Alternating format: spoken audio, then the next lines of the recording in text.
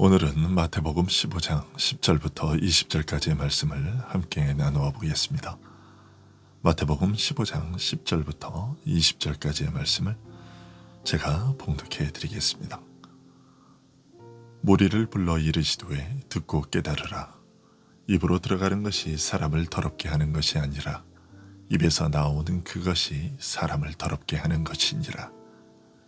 이에 제자들이 나아와 이르되 바리새인들이 이 말씀을 듣고 걸림이 된 줄 아시나이까.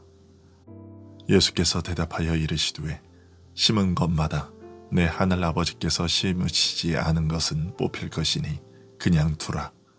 그들은 맹인이 되어 맹인을 인도하는 자로다. 만일 맹인이 맹인을 인도하면 둘이 다 구덩이에 빠지리라 하시니 베드로가 대답하여 이르되 이 비유를 우리에게 설명하여 주옵소서. 예수께서 이르시되 너희도 아직까지 깨달음이 없느냐. 입으로 들어가는 모든 것은 배로 들어가서 뒤로 내버려지는 줄 알지 못하느냐. 입에서 나오는 것들은 마음에서 나오나니 이것이야말로 사람을 더럽게 하느니라.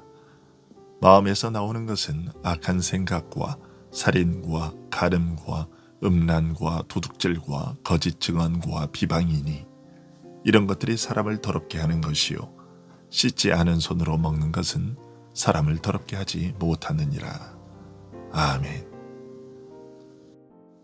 어찌하여 장로들의 유전을 지키지 않느냐는 바리새인과 서기관들의 이의제기에 예수님께서는 고르반을 예로 들어 그들의 비난을 일축하셨습니다. 즉 유대인들이 광범위하게 받아들이고 지키는 조상들의 신앙 전통이 전체적으로 하나님의 말씀에서 벗어나서 오히려 계명을 범하는 잘못된 전통이 되고 만 것을 지적하셨습니다. 그리고 나서 예수님께서는 자기를 따르는 무리를 가까이 불러 모으시고 바리새인들이 걸려 넘어진 문제, 곧 손을 씻고 음식을 먹는 장로들의 왜곡된 신앙 전통에 대해 더욱 깊이 가르치셨습니다. 사실 하나님 앞에서 정결하고자 하는 마음과 소원 자체가 잘못된 것은 아니었습니다. 나답과 아비후가 하나님께서 명하지 않은 다른 불로 분향하다가 즉사한 후 하나님께서는 제사장을 비롯한 온 이스라엘 백성이 하나님 앞에서 거룩하고 정결하게 사는 것이 얼마나 중요한지를 엄중하게 경고하시고 성결 규례를 제정하셨습니다. 매일 먹는 음식에서부터 시작하여 사람들이 늘 가까이 겪게 되는 출생과 죽음, 질병, 그 이외에도 가장 친밀한 부부 생활, 이웃과 더불어 살아가는 일상생활, 온 이스라엘이 함께 참여하는 절기 등 이스라엘 생활 전반에 걸쳐서 성결하게 사는 규범을 일일이 가르치셨습니다. 그리고 이 전부를 한마디로 묶어서 내가 거룩하니 너희도 거룩하라고 하셨습니다.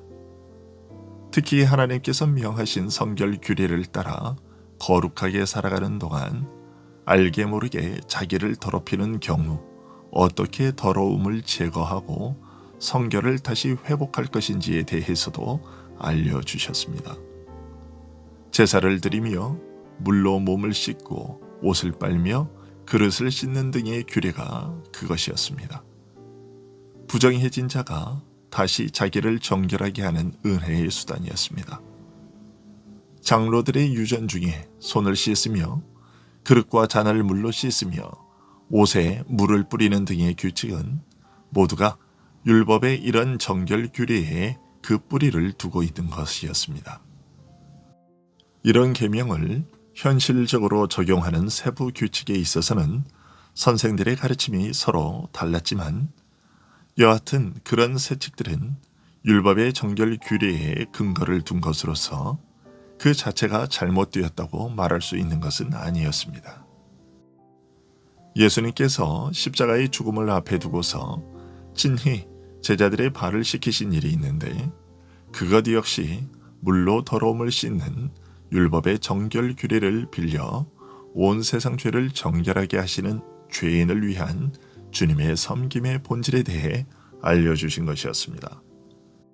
하지만 예수님께서는 이러한 장로들의 유전을 지키지 않는다고 비난하고 판단하는 바리새인들에게 고르반의 예와 이사야의 예언을 들어 대답하셨는데, 그것은 장로들의 유전의 문제점이 물로 더러움을 씻는 정결의식 자체에 있지 않고 그 의식에 담겨 있는 영적 내용과 자세에 있음을 알리신 것이었습니다. 그 의식 규례는 마음으로부터 하나님을 공경하는 진실과 정직 대신 그저 입술의 말로 그치고 마는 위선과 허례로 오염되어 있으며, 그래서 진정 하나님의 뜻과 계명을 따르고자 하는 자세보다는 자기 편의에 따라 사람의 가르침으로 하나님의 계명을 대신하는 악한 거짓이 개입되어 있음을 지적하신 것입니다.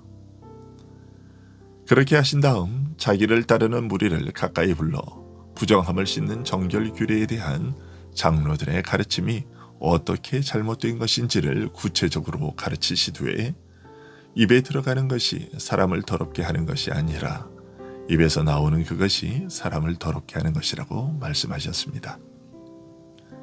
바리새인들과 예수님 사이에 오가는 이런 논쟁을 지켜보던 제자들은 근심이 되어 바리새인들이 이 말씀을 듣고 걸림이 된 줄 아십니까? 라고 예수님께 물었습니다. 하지만 제자들의 이런 심각한 염려에 대한 예수님의 태도는 매우 단호했습니다. 심은 것마다 내 천부께서 심으시지 않은 것은 뽑힐 것이니 그냥 두어라. 저희는 소경이 되어 소경을 인도하는 자로다. 만일 소경이 소경을 인도하면 둘이 다 구덩이에 빠지리라고 하셨습니다. 바리새인들이 기록된 하나님의 말씀과 동등한 것으로 인정하고 따르는 장로들의 유전이 사실은 하나님께서 심은 것이 아니라는 선언이었습니다. 더 두려운 것은 하나님께서 친히 심지 않으신 것은 반드시 뽑혀야 하며 또한 그냥 내버려 두어도 반드시 뽑힐 것이라고 하신 것입니다. 하나님의 말씀이 아닌 것, 사람의 가르침에 불과한 것은 반드시 교회에서 뽑아내어야 한다는 뜻이고, 또한 하나님께서 반드시 뿌리째 뽑아내실 것이라는 뜻입니다. 이처럼 하나님과는 상관없이 사람의 생각과 편의에 따라 형성된 전통을 맹목적으로 가르치는 자와 또한 이런 가르침을 받아들이는 자들을 가리켜 소경이 소경을 인도하는 일이며, 결국 둘 다 구덩이에 빠져 망하게 될 것이라고 하셨습니다. 이런 말씀을 들으면 마치 모든 전통은 다 잘못된 것이라 말하는 것이라는 생각을 가질 수 있습니다. 하지만 성경은 전통 자체에 대하여 부정적으로 말하지는 않습니다. 하나님께서 행하신 은혜로운 일들에 대하여 부모는 그 자식 세대에게 끊임없이 가르쳐 대대로 전하라고 말씀하고 계십니다.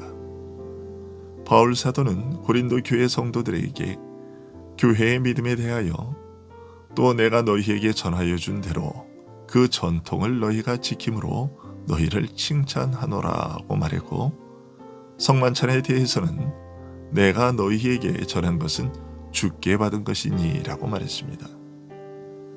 또한 일반적인 의미의 신앙 전통에 대해서도 성경이 항상 부정적으로 말하는 것은 아닙니다. 바울은 디모데의 진실한 믿음에 대해 말하면서 디모데의 믿음이 먼저 그의 외조모 로이스와 어머니 유니게를 거쳐 디모데에게 이르렀다고 말하고 있습니다. 이런 말씀들을 보면 계시의 내용이나 신앙을 물려주는 전통 자체가 잘못된 것이라기보다는 참으로 옳은 것을 바르게 물려주느냐가 중요한 것임을 알 수 있습니다. 다만 잘못된 것이 하나님의 말씀으로 위장한 신앙 전통의 탈을 쓰고 대대로 물려지는 것이 위험한 것이죠. 이런 인위적인 신앙 전통이 오히려 신앙의 이름으로 수많은 영혼을 망하게 하는 심각한 결과를 초래할 수 있는 것입니다. 예수님 당시 유대인들이 대대로 물려받은 신앙 전통이 그러하고 오늘날 교회 안에 있는 다양한 이름의 절기와 찬양대도 그런 것입니다. 이스라엘이 대대로 물려받으면서 철석같이 믿어온 장로들의 신앙 전통이 이처럼 심각하게 변질되었다는 말씀을 듣고서 베드로는 예수님께 그 비유를 자신들에게 설명하여 달라고 요청했습니다. 이제껏 중요한 내용들을 가르치시면서 너희는 들으라 그리고 깨달으라고 강조하는 말씀조차 귀에 들어오지 않던 제자들이 이제서야 예수님께서 가르치신 말씀의 뜻을 깊이 알고자 물은 것이었습니다. 그러자 다시 한번 입으로 들어가는 것들은 배로 들어가서 뒤로 내버려지지만 입에서 나오는 것들은 마음에서 나오는 것들로서 이것들이 사람을 더럽게 한다. 악한 생각과 살인과 간음, 음란과 도둑질과 거짓 증언과 비방 등이 그런 것들이다. 이런 것들이 사람을 더럽게 하는 것이지 씻지 않은 손으로 먹는 것이 사람을 더럽게 하는 것이 아니다 라고 주님은 말씀하셨습니다. 즉 입으로 들어가는 음식물이 우리를 부정하게 하는 것이 아니라 우리를 진정으로 부정하게 만드는 것은 우리들의 악한 마음에서 나오는 것이라고 하셨습니다. 사람의 정결함과 부정함을 결정하는 것은 물질적 차원의 것이 아니라 마음의 그 뿌리와 근원을 둔 영적인 것이라는 뜻입니다. 따라서 외부적인 행동이 이런 영적 내용을 담지 않는다면, 이런 마음과 연결되지 못한다면 그 자체로서는 아무 의미가 없다고 할 수 있습니다. 즉, 외부적으로 드러난 행동은 그것을 행한 마음이 어떠한가에 따라 정결과 부정이 결정되는 것이라는 말입니다. 그래서 우상 제물 자체는 어디까지나 음식물에 지나지 않기에 하나님께서 주신 식량으로 알고 먹으면 영적으로 더럽힘을 당하지 않지만, 만일 우상을 숭배하는 것과 관련한 마음을 가지고 그 음식을 먹으면 그것은 우상 숭배의 영적 내용까지 받아들이는 것이 되어 그 영혼을 부정하게 만드는 것이라고 바울은 말한 것입니다. 그러니까 하나님께서 정한 음식과 부정한 음식에 대한 규례를 주셨던 것은 음식물 자체에 대한 규정이 아니라 평소에 생활할 때에 마음을 성결하게 할 수 있는 것들만을 받아들이고 부정하게 만들 수 있는 것들은 멀리 피하라고 하시는 영적인 의미의 생활 규칙이었던 것입니다. 육체를 살리는 음식물에 관한 것이 아니라 그것을 빌려 어떤 영적인 것들을 섭취해야 하는지를 가르쳐 주신 것이었습니다. 이처럼 하나님께서 주신 계명들은 그저 외부적 의식 행위를 하라고 주신 것이 아니라 그 의식이 뜻하고 있는 영적 의미들을 깨닫고 그 의미들을 마음에 담아 지키도록 하신 계명들이었습니다.